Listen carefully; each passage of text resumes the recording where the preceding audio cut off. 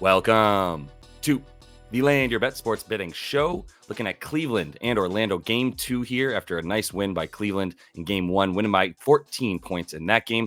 Going to be doing this for all 3 games that we have on Monday on the NBA playoff slate, so make sure to subscribe to that page and continue to follow along. Check out the Discord link in the description of the video as well. Getting a ton of good bets from everybody in there still. So definitely want to push some people in there to keep getting into that community and getting these good bets that are being brought to me every single day as well. So I also want to remind you about the live stream that we have every day, 5:30 p.m. Eastern on the weekdays. Weekends, it's 2:30 p.m. Eastern, as we did this Saturday and Sunday.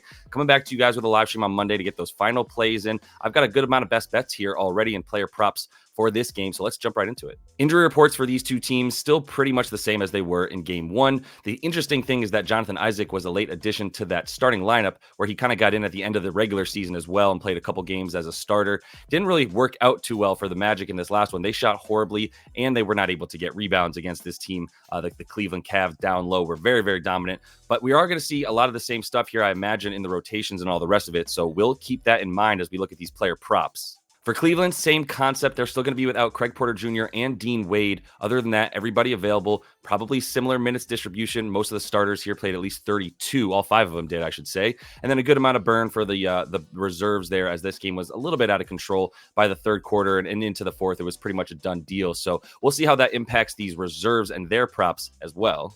Quick look at the key stats in this game, and really the most key stat is how bad Orlando's shooting was throughout the entirety of this game. Cleveland definitely brought it on defense, but I will say the uncontested field goals for Orlando, they were 12 of 54 with what the NBA calls uncontested field goals, as in there was nobody within about 2 to 4 feet of them when they were shooting. They've recovered on a lot of them. They actually shot 50% on their contested field goals, 16 of 32 from those types of shots. Overall, 32.5% from the field. Awful field goal percentage for them, and the 3-point percentage, 8 for 37. The reason I like the uncontested field goals as a stat as well is it does let you know, like, yes, this Cleveland defense was good in this game, but also this Orlando Magic team was just awful from the floor, and some of that stuff was just them having a bad shooting day, and the fact that they're not a great shooting team, but it's something to monitor going forward. I think there has to be some positive regression for them at some point, especially in game 2, where these teams usually come out fired up after going down 1-0. We'll see if that's the case, because they didn't get very many easy rebounds, and they didn't get a very good rebound percentage, which is why they didn't have very many offensive second chance points either, which is something that they rely on to a really good degree this season. And the fact that Cleveland was so good on the defensive boards was huge. They had the 55% rebound rate that they won this rebound battle with. They didn't shoot very well from the floor themselves. They missed a ton of threes, only 8 for 30. So you got to keep that in mind as well, that both these teams probably will go up a little bit in their field goal percentage. Very hard for 2 NBA teams to shoot this poorly, even with 2 good defenses. So I think offense might be a little bit more prevalent. Not saying over is even the play here. It's 202.5 now in the total, and I still don't necessarily think I'm going with any kind of over, even though I have a few props that do tend that lean over here in this one. Kicking off those player prop bets that I do have, this one is still a lean because we don't have props up for Mo Wagner yet. Over 11.5 points and rebounds was what we had last game for him. I still lean strongly into that and will be playing him, I imagine, as soon as I get a prop if it's not too high. And I would play this up to 12.5 points and rebounds for Mo. I still like what I'm seeing from him in this matchup to continue to back him moving forward for the rest of this series. He's gone over in the last 3 versus this team with Wendell Carter Jr. in. And Wendell Carter Jr. being in is a big deal because it's actually not hurtful for Mo's stats, because Wendell's actually playing a little bit further from the basket. And you saw him lose minutes, a ton of minutes in this last game. He only played 15 minutes in this last one. Mo played 13. He had 12 rebound chances in this game as well, which is second best behind Paolo, who had 18 rebound chances. And the 13 minutes that he got, like, I would imagine that you have to give him a little bit more of a look. The offense was so bad for this team that, as good as Jonathan Isaac might be as a defender and helpful as he is around the rim, just not really going to give you much on offense because he can't shoot, right? It's really just him getting stuff right around the rim, and they need guys that can shoot a lot more. Mo took 4 threes in this last game. He missed all of them, but he had 8 field goal chances in overall, and I do think that he's good for 8 to 10 moving forward, which is why I liked him in the game 1 as well, was that he had been putting up a lot of field goal attempts against this Cleveland team in more minutes than he saw in this last game 1 as well. He was averaging close to 20 minutes per game against the Cavs here on the season. Didn't get very many minutes in the last one. Also had a bunch of fouls. He had like 3 personal fouls in the first half. So that was a big reason why we only saw him for about 5 minutes in that first half. I think you got to give him another 5 minutes couple minutes extra on each of his times on the floor to get him a little bit more usage and give that volume up a bit. I've got him closer to 15 minutes in this one. That should be around where he's playing. I had him 15 to 18 in the last one and still really like this number. So if the 11.5 points and rebounds still comes out, definitely hitting that. And I would play this up to 12.5 if we still get close to even money. Probably about minus 110 is where I cut off the 12.5 to give myself enough of an edge to play Mo Wagner. Next dude is another backup player for this Magic team who also got fewer minutes than I would have anticipated in game one. And similar to Mo Wagner, Cole Anthony is someone who provides offense for them in a very fast way, right? So over 5.5 points right now is still plus 105 on MGM. Took that for half a unit. I think that's going to go down in terms of the juice that you get there, and that you'll see that closer to minus odds before too long. But they need more offense, and where are they going to find it from? It would be this dude, and it would be Mo. And for Cole, he had a 36% usage rate. Let's put it that way. He had 7 field goal attempts in 11 minutes on the floor. That's a lot. That's 0.6 shots per minute, right? So you give him another 2 minutes, even just 2, get him up to about 13. Maybe you put him at 15 minutes. I would play him 15 minutes. I don't think Markelle Fultz is going to do much for you.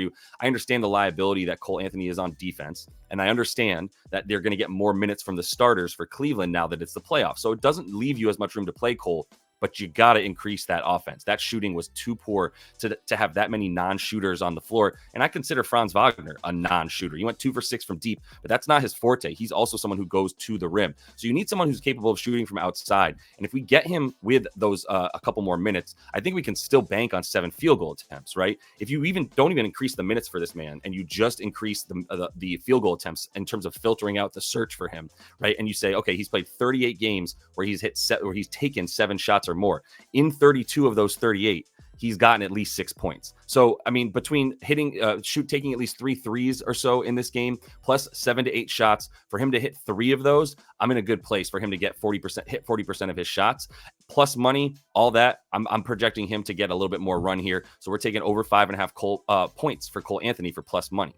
Next up, going with another role player for the Cavs now. We go over to their squad and take Max Strus over 13.5 points and rebounds. I do like the rebounds for him. He had 11 rebound chances in this last game, third behind the 2 bigs, Mobley and Allen, who had a ridiculous amount, by the way. And I'll talk about Jared Allen in a minute. Evan Mobley also had 18 rebound chances. Jared Allen had 31. Max Strus had 11, and that was good for 9 boards, especially because, once again, I talk about this consistently with the rebounds. I like when a dude who's a really good rebounding guard or wing is able to get in and get those easy rebound chances because his bigs are busy boxing out other really big dudes, right? And this Orlando team is so good at crashing the boards that Jared Allen and Evan Mobley have their hands full, making sure that they box out before they even think about going to get the rebounds, of which they both had a ton last game. But the rest of them are basically available for Max Strus, who's the only other dude. He's guarding Franz Wagner, which I really, really like, because that does help keep him close to the basket. And it does tell us that if he's the main defender on Franz, that means that he's going to be playing minutes. And he got over 32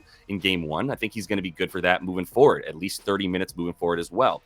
In the 18 games this year that he played 30 plus minutes, which is now where he's at for the playoffs, 14 of those 18 games, he went over this points and rebounds number. And I think the field goal attempts will also continue to be there for him. Now, he only took 8 in this last game and wasn't having a particularly good shooting day by any means. But he normally gets 11.5 field goals is what he averages on the season in games that he plays at least 30 plus minutes. So you give him another 3 field goal attempts. He was butting up right against his points prop in this last one. 9.5 is the points prop, 4.5 for the boards. Put them together and still get 13.5. So I'm getting a little bit of extra, basically an extra prop that I can take here with the 13.5, because the math comes out to that, right? So we're taking him for over 13.5 points and rebounds, half a unit on Strus in this one. And last bet is another half unit play for Jared Allen, over 10.5 boards. I think we're going to see that number only available at 11.5. While I'm giving it out here, it's still available at 10.5.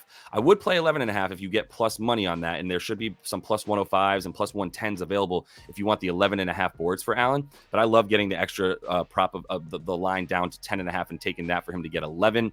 31 rebound chances in game 1. Now, you cannot expect the Magic to shoot 32% from the field once more. So 31 rebound chances might not be available, because a few more of those shots for the Magic should be going in. And even if this drops to 10, like we go 21 rebound chances in game 2, I still like him to pull down 11 boards off 21 rebound chances. He's right at about 55 to 60% on his rebound chance percentage success rate. So he's pulling down most of these, more than half of these rebounds that he has rebound chances for. And I don't think this has gone up far enough for Allen, who is now playing against the much smaller Jonathan Isaac. So everything that gets missed by the Orlando Magic, which most of their shots are inside the three-point line. So that means for slightly shorter rebounds, right? Not going to be bouncing as far off the rim.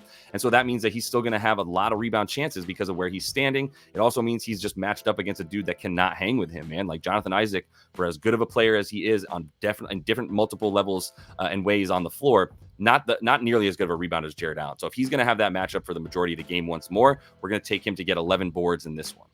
And that is all the time that I have for you guys in this one. Make sure to subscribe to that page and continue to follow along and head into that Discord. Got the link in the description of the video. Also, all the tools that I'm using to get these bets for you guys, the stuff that I show you on the live stream every day, 5:30 p.m. Eastern on the weekdays as well. All that stuff is going to be linked in the description of the video. So make sure you check that out. Got the comments with the pin stuff on there. Just jump in there. Let me know who you guys are betting and come into that live stream. Let me know who you're betting there as well. And we'll go through that stuff together, see what we like. All right. Make sure you don't miss the other two videos. Got the Knicks and the 76ers video breakdown up with some best bets in there. Same for that Lakers and Nuggets. Some quick hitter stuff to get you these best bets and just take a quick look at the key stats and info that I'm looking at as we move into these next couple games here on Monday. And until I see you next, happy betting.